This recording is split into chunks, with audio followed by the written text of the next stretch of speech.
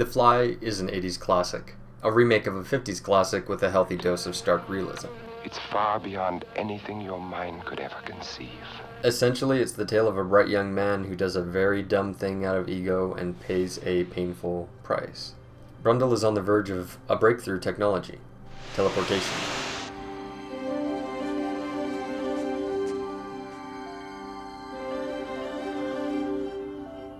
He just can't seem to teleport anything with flesh. The transmutation of the flesh is a common motif in Cronenberg's films. I really Cronenberg the world up, didn't I? We got a whole planet of Cronenbergs walking around down there, Morty. At least they're not in love with you anymore, though. It's a huge step in the right direction. After the successful teleportation of a monkey and a few too many drinks, he decides to teleport himself. I didn't mean to kill your brother, but he didn't die in vain, if that's of any comfort. And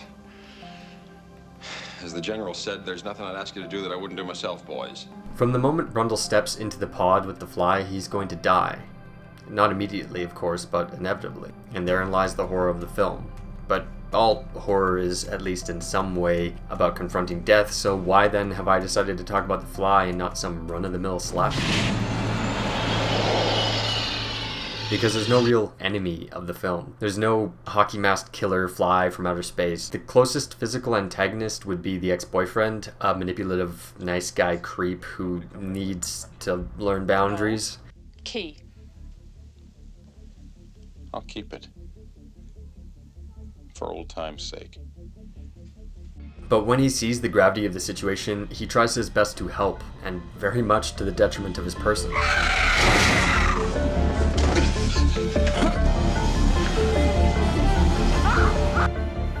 The Fly that flew into the teleporter made the innocuous mistake of being in the wrong place at the wrong time. No antagonist there. And the teleportation literally destroyed and fused Brundle and the Fly, body and mind, at a cellular level. So can he really be blamed for taking on the politics of a fly? Insects don't have politics. They're very brutal. This is all because Cronenberg rewrote the original script so that it dropped any enemy. He knew that the horror of the movie lied in the slow death of a man, little by little, cell by cell. That's why I want to talk about the Fly, because that's the enemy. The cells within us that can seemingly betray us at any moment. A person's cells turning against them is something that Cronenberg witnessed firsthand in the mid-70s when his father fell mysteriously and fatally ill. What started out as colitis gave way to a condition that affects the body's ability to process calcium. Ultimately, his father's bones became so brittle that he would break ribs just by turning over in bed. He died at 61, his mind as sharp as ever, his body having abandoned him utterly. Cronenberg didn't write the original draft of the script which included the deterioration of Brundle, but he was likely drawn to the project for this reason, and it's likely why he eliminated the corporate baddie from the script entirely, instead hoping to focus on the human element and the tragedy of watching someone you love deteriorate before your eyes. You're changing, Seth. Everything about you is changing. You look bad. You smell bad. Never been much of a bather. We empathize with the plight of Quaife, Gina Davis's character. At least those of us who have watched someone they love get taken by cancer, addiction, disease, or the arrow of time itself. Oh.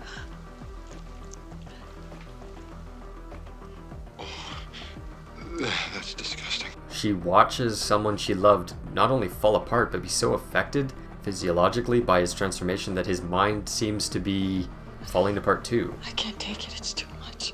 When the movie came out, the critics drew comparisons between Brundle's devolving condition and the AIDS epidemic of the time. Basically, they saw it as a tale of someone watching their lover die from a strange disease, and wondering if that disease could kill them as well. I'm diseased, and it might be contagious somehow. I wouldn't want to infect you. And that's very much in the film, so you can choose the death of the author here if you like, and take away that interpretation, but Cronenberg rejected that reading. It's a compression of a love affair that goes to the end of one of the lovers' lives. We've all got the disease of being finite. I came to tell you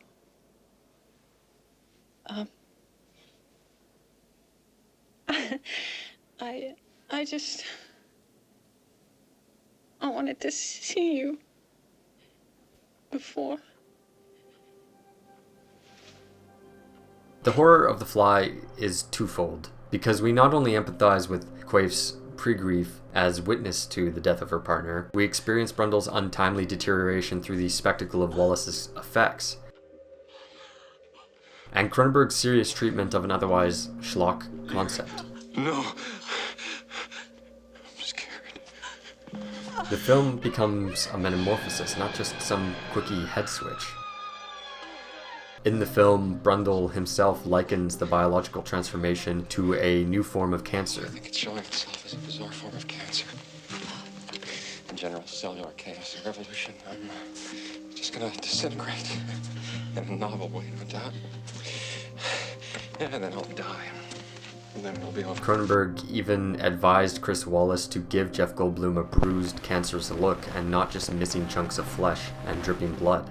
The spectacle of Brundle's transformation is the thing that Cronenberg is known for, but as Phil Nobile points out, when it comes to Cronenberg's movies, the body horror is just the messy afterbirth that results from his character's rebirth. The gore and the viscera that gives way to Brundle's new flesh is literally Brundle shedding his humanity in order to become the Fly. And here the Fly is just a monstrous metaphor for illness as a whole. There's a beautiful line in the movie that I referenced earlier, but I think encapsulates the heart of Cronenberg's message on death. Have you ever heard of insect politics?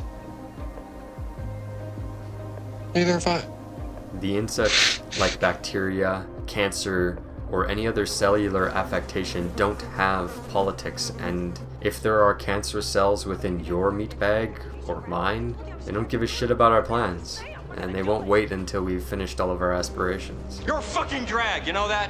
As Cronenberg put it in an interview near the time of The Fly's release, the idea that you carry the seeds of your own destruction around with you, always, and that they can erupt at any time, is scary, because there's no defense against it. There's no escape from it. Be afraid. Be very afraid.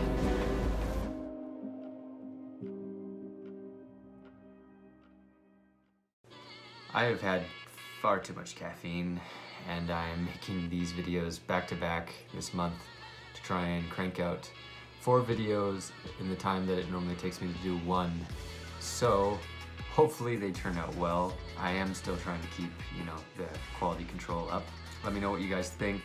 Like, comment. If you want more videos like this, then absolutely subscribe and hit that notification bell, because they might be kind of released between the 6-week to 2-month apart period. I'm going to try to space them out throughout the summer so there's a bit more of a slow burn, because I'm going to be going back to my job, which is going to take up all of my time during the summer. So I hope you guys take care, and we'll see you next time. So, great movie to gross your sister out with, isn't it?